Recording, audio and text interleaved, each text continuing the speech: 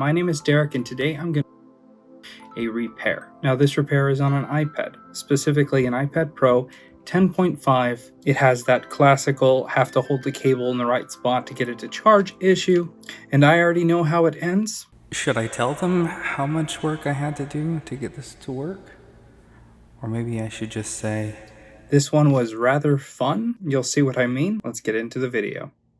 Here we've got an iPad Pro 10.5 Wi-Fi and cellular, and they said that it's not charging properly. So the first thing that I'm going to do is we'll get out a TriStar tester here, and we're going to run a quick test on it. It says the charge port is okay, and it passes, saying everything works. But let's see what it does on an actual charger here.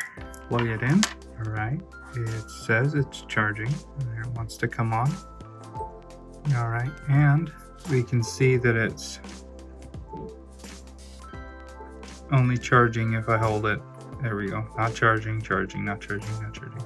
So what we have is a charge port that has now become somewhat defective on the inside. Here's what a charge port looks like off the logic board. And what most likely has happened is that some of the pins on the inside have broken away from the flex cable, or the actual pin connection that goes from the port down to that connection has sheared away. So when we make contact, we have continuity and it charges. The next best thing is going to be replacing this whole flex cable, or if we wanted to, we could even replace just the port on the original flex without desoldering it from the logic board. In this video, I'm going to be showing the standard repair of replacing the whole flex because it's a little easier. There's a little bit more of solder work involved, but it doesn't require a blind solder like this port does. So yeah, let's get started. Let me go ahead and turn off the iPad. We'll get our heating pad and we'll set that down and leave it there for a few minutes to warm up. While that's warming up, this is what I'm going to be using to help in the assisting of removing it. This is the iSlack Evo that'll allow us to put that negative clamping pressure on the screen to help lift it up. And here I've got a thin piece of plastic that'll help cut through the adhesive and help separate it. Been a few minutes and it's nice and warm to the touch. Go ahead and pop it off. We'll place the suction here. Give it a nice little slow squeeze here. We're going to see if we can get it to release without losing suction. Looks like I've got a crack in the tempered glass here. I'm going to start, let's go right here. Maybe right there we can get it. All right, yeah, we can see now, you can see that it's starting to lift a little bit. Right there is perfect for us to grab plastic and start to cut. And we're just going to slice down to the corner, and then we'll flip this around and do the same coming back the other way.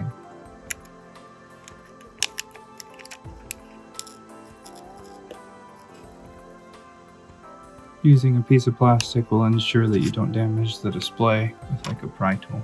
Alright, move the suction towards the top here. Give it a little bit of tension as well. And see it starting to want to lift there. So now I can insert the plastic, slowly start to cut it through it towards the corner.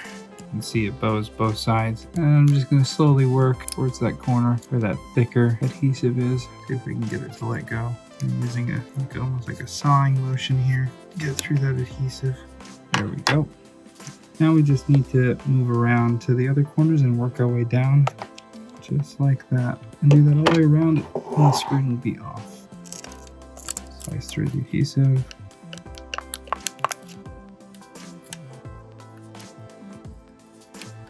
And we're almost to the bottom. Now we can take off the suction there. And one thing that I kind of like to do is let gravity just help keep it at an angle here. I'm going to slice down the sides all the way down to the corner, and then I'll let gravity gently lift the screen off the frame. Alright, we'll set aside the heat pad, and now we have to get the bottom to let go. Pry in there and gently slice down the bottom, being careful around the home button area, of course. Now you might have other techniques to opening screens that are not broken than that, but this is what works for me. There we go. Alright, we can see everything's still working, but it's still giving us the issue with the charge port. And with a lot of the time it's just loose screws right here, so let's just check that real quick. That one's tight, That one's tight. That one's tight. And that one's tight. Yeah, they're all tight. So no turning out of those, which means let's replace the charge port. I like to just grab a bit and we will back it out by hand. There's one screw and there's two. Now we can take the bracket off, and I forgot to turn it off, so let's go ahead and do that before we continue. All right, now that it's off, we can gently go in and disconnect the display.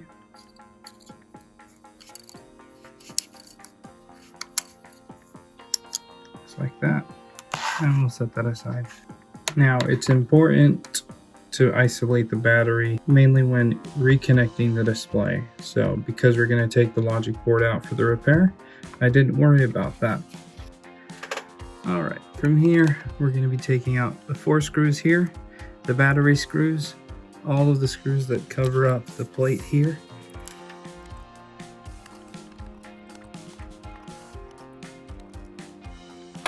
All right, now I'm going to grab the shield here at the top. And we're going to lift. I'm going to get my heat gun out.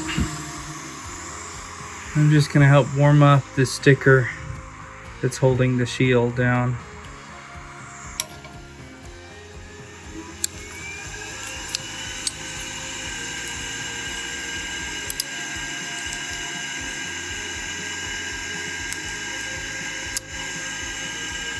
And then we'll take the time to kind of straighten it out a little bit. You don't want it to kink out too much like it's doing right there, so just take your time in bending it and it'll get nice and straight. We have a sticker right here for the SIM card. So we'll pop the little latch for that zip connector and gently pop it out, get it out of the way.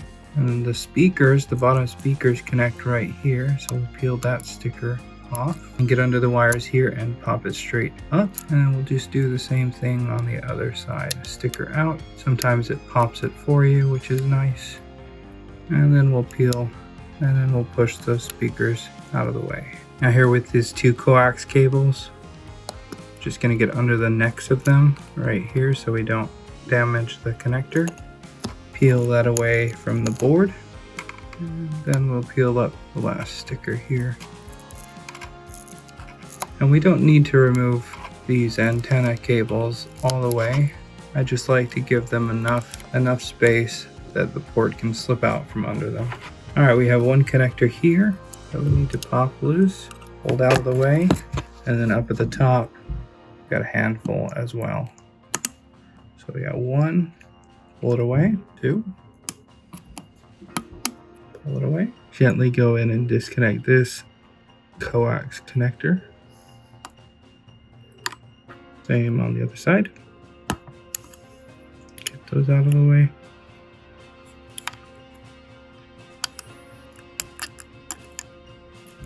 Then we can take out the camera.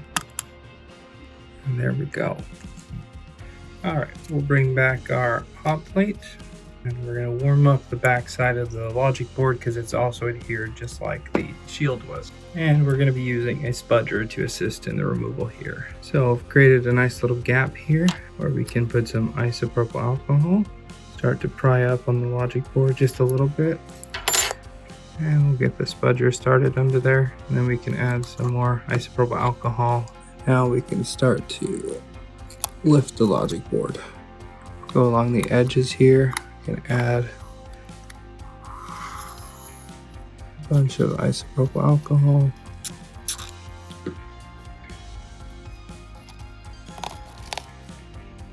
Now I'll slide out the heat plate. Plenty warm.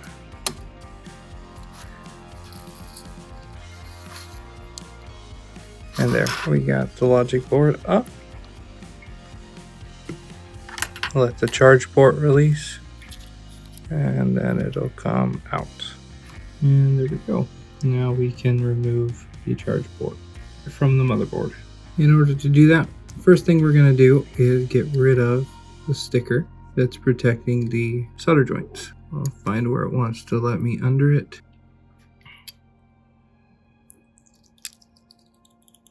There, we'll peel it off.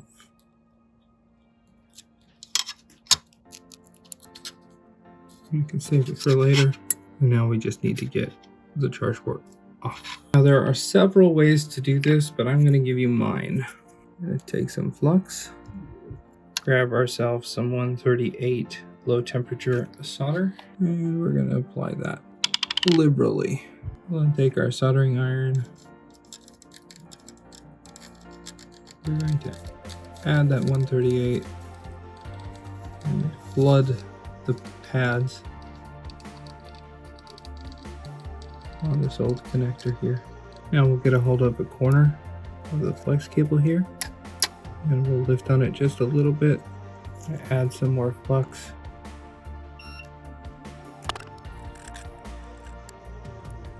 and we'll slowly work the iron down using the heat from the iron to melt the solder, liquefying it, continually moving the iron and letting the solder melt away from those pads, not pulling any of them. I'm barely pulling up on the flex cable. Don't want to pull any of the pads. And I'm just going to keep moving the iron down until we get to the very end. Taking my time, don't want to pull any pads. There we go, just like that. Now we can add some flux. And one of the reasons I do it this way is because now those pads are all pre-tinned for the new port. Just going to go over them and just even out all of those pads. Now they all have the same amount of solder on them, and it's ready for cleaning. So I'm going to take a clean room wipe and some isopropyl alcohol. And we're going to wipe off all of the burnt flux, and I'm going to also just get rid of all of the old adhesive that was adhering the perimeter of the flex cable down to the logic board. A little bit down here. There we go. Now we'll take some flux, spread it out on the pads. Don't need a crazy amount. We'll get our new cable, peel off the protector. Now there's two little gold squares, one right there and one up there. And there's these little holes that we're going to line up those squares with. There's the one at the top. So I'm just going to compress that on, and we'll swing over the bottom, and there we go. Top lined up, bottom lined up, more or less. There we go. Add some flux to the top. Get our iron out. Then I'm just going to take the iron and gently go over the pads, hopefully allowing the solder to pull up through those holes and make a solid joint.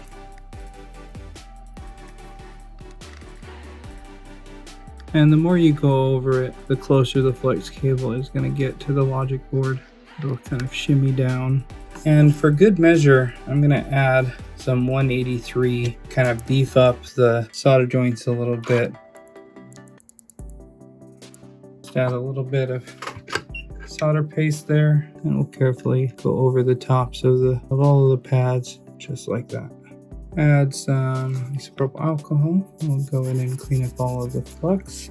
Now we can flip it on over and run our test. So we'll grab our TriStar tester. Alright, it should say device connected, and it's not.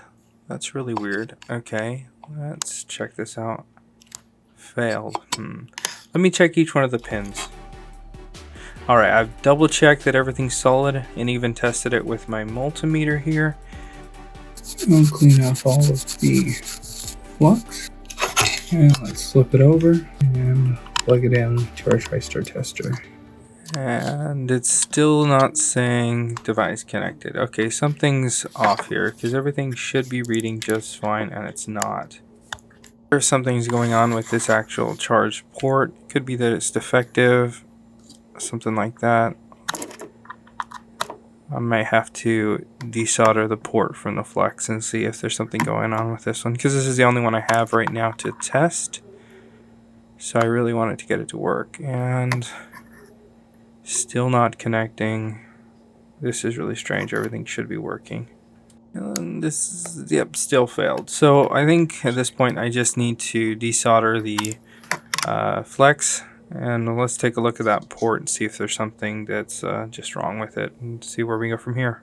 Alright, so I forgot to record it, but I've already taken off the new port from the logic board and removed the port from that flex, and I found that the pins under it weren't all making good contact with the new flex, so that's why it was appearing as not working. It's because it was not soldered on all the way from the factory. So here I've got the original flex that I'm heating up the port on to remove it from the original flex, so we can reuse the original flex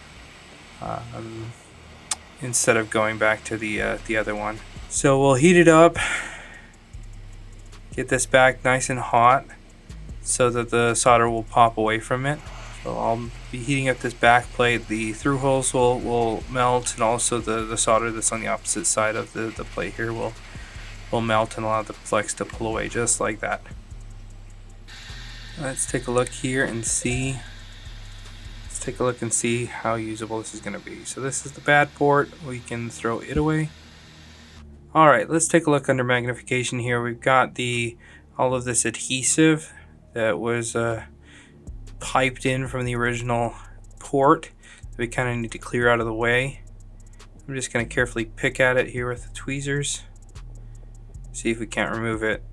And I don't want it to peel up any of the black paint, because then I'll have to use some UV mask. So I'm just going to try to burn it away with a soldering iron. So I'm going to add some flux here and go in and try to kind of scrape at that old adhesive and try to move it around and move it away.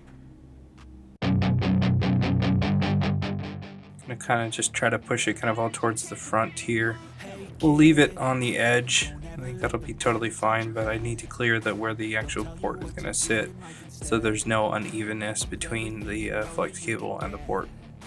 I'm going to add some 183 solder paste.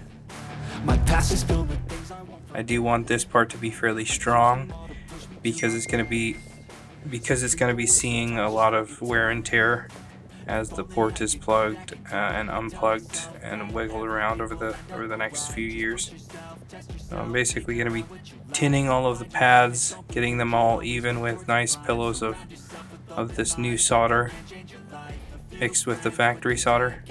Feel alive, find a passion, take some action, and with a little time, just be patient, make a statement, try to enjoy your life. I'm gonna clean up the burnt flux, get that adhesive off of there. They wanna fill your head with doubt, they're silently scared that you'll figure it out. I'll scrape away some of this extra burnt and melted adhesive that's kind of sticking and not wanting to get cleaned off. Some flux here to the through holes, and we'll get out our wick, and we're going to wick away the solder there.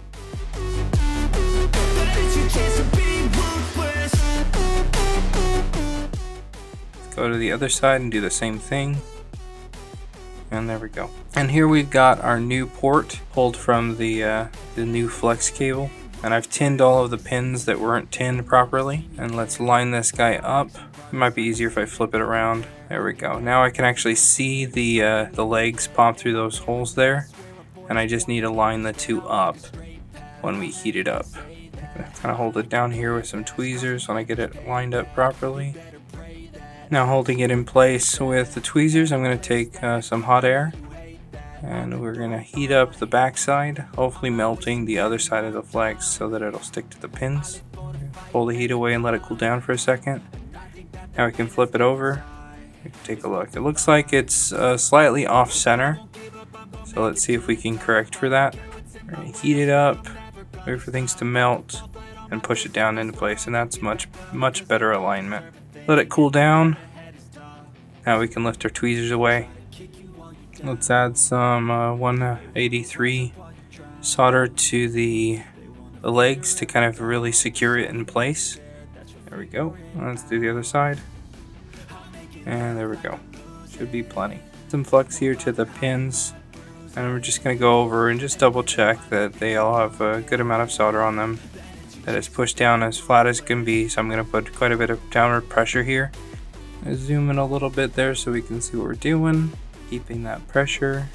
Come in with the hot air and watch that solder melt. Yeah, there it's down and that's solid. This is going to be just fine. Pull the heat away, keep pressure on there, and it's cooled down. So we're good to solder this back on. Add some isopropyl alcohol and let's use our brush to clean up all of the burnt flux here. And let's take a closer look here from the side, and they're pretty flush against that flux, and I can see the solder's riding up on both sides of the pins going backwards. Yeah, that's solid. That's gonna work just fine.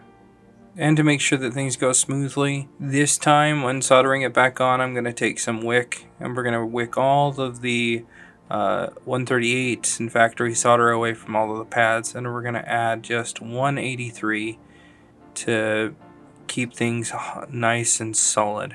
Clean up the last few pads here. There we go. Add some 138 solder paste, and we're going to go over it with the soldering iron, getting all of the pads nice and tinned with a solder pillow on each one. Add some flux, come in with the iron. That'll help deposit only the amount of solder that we need on the pads and have no excess. That looks really good. Let's wipe it away with some isopropyl alcohol and a wipe. Get it nice and clean. For the old flex cable with a new charge port soldered onto it. I'm gonna add some flux to the flex cable, and I'm gonna wick away at the low melt as well here. Try to get the flex cable as free from any solder as I can. It's okay if there's a little left over, but we're just gonna basically leave both sides just tinned. Get our brush out, wipe away all of the burnt flux. And we'll clean the back side as well. Give it a nice deep scrub. If you've made it this far in the video, please like the video. Subscribe if you haven't already. Let's add some flux to the logic board here and spread it out. We'll get our flex cable with new flux on it as well. Line up the little squares in the windows there, and now we can tack it in place just like that. Let's move to the bottom side there, slide over the flex till it lines up, almost there, and there we go. Let's tack it in place. Now let's go back up to the top and relieve that tension. And we see a little bit of movement there, so let's see if we can get it to move over, shift over just a little bit more and get it more squared away with that window. There we go, moving it over. Now I'm just going to go over all of the pads, giving it a little bit of pressure with the tweezers just to ensure that it's as nice and flush as possible. Now the soldering tip has seen better days, but it still gets the job done. And for good measure, I'm just going to add a little bit more 183 solder paste so that we can get a nice solid joint on every single pad. And then I like to just go over every single pad one at a time, just to really double and triple check that everything's nice and solid.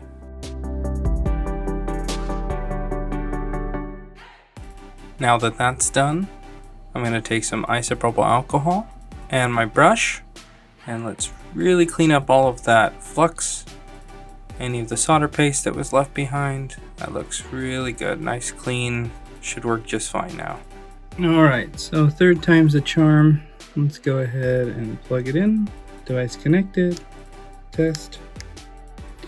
Okay, and double check that TriStar is good. And pass. Alright, now let's reinstall it in the frame.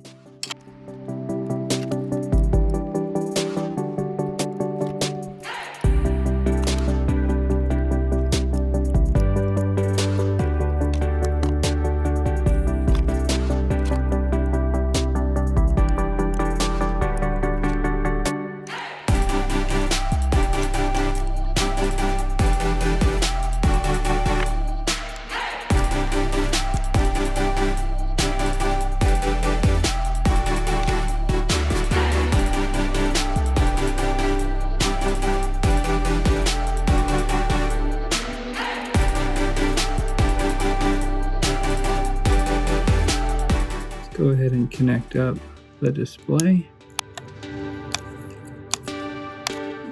Grab our bracket.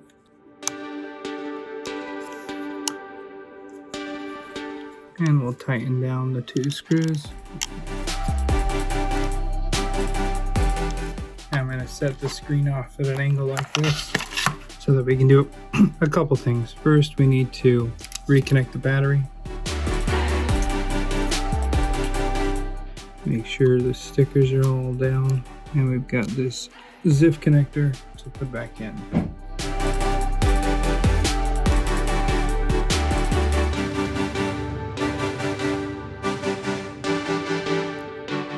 And we'll put the sticker back.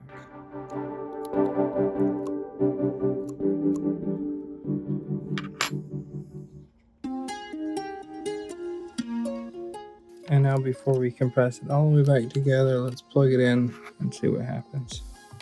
Apple logo, that's good.